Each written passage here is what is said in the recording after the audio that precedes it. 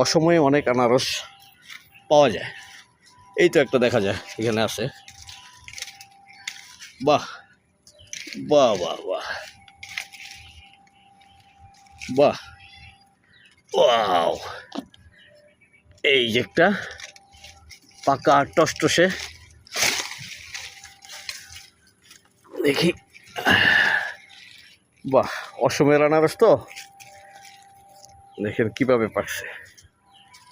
আরও কিছু গাছ এখানে লাগিয়েছিলাম, এগুলা সিজনের সময় অনেক আনারস খেয়েছি। এখন অসময়ে এই সিজন না এখন আনারসের, তারপরেও একটা পাকা পাওয়া গেল।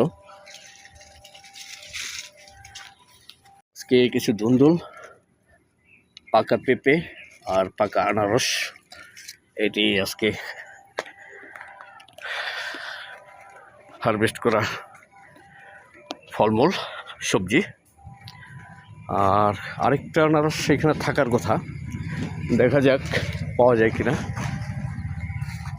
দেখি এখানে যে গাছগুলা লাগিয়েছে, গাছের নিচে ছায়ার মধ্যে অন্য কোনো ফসল হয় না, তাই আমি ছায়ার মধ্যে আনারস লাগিয়ে দিয়েছি।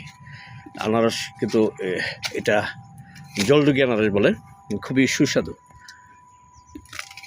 বাংলাদেশের সম্ভবত এটাই সবচেয়ে সুস্বাদু আনারস। এই যে এখানে একটা আছে, এটা এখনও ইয়া হয় নাই, তবে হচ্ছে খাওয়ার উপযোগী হইতে আরও মাসখানেক অথবা 15 দিন লাগতে পারে। এটা পরে খাওয়া যাবে। এই ছায়ার মধ্যে, গাছের নিচে ছায়ার মধ্যে লেবু গাছ এবং আনারস গাছ এগুলো খুব ভালো হয়, তাই ওইভাবেই লাগিয়েছি। তো ধন্যবাদ, এতক্ষণ আপনারা ভিডিওটা দেখেছেন কষ্ট করে, সকলকে ধন্যবাদ, অসংখ্য ধন্যবাদ।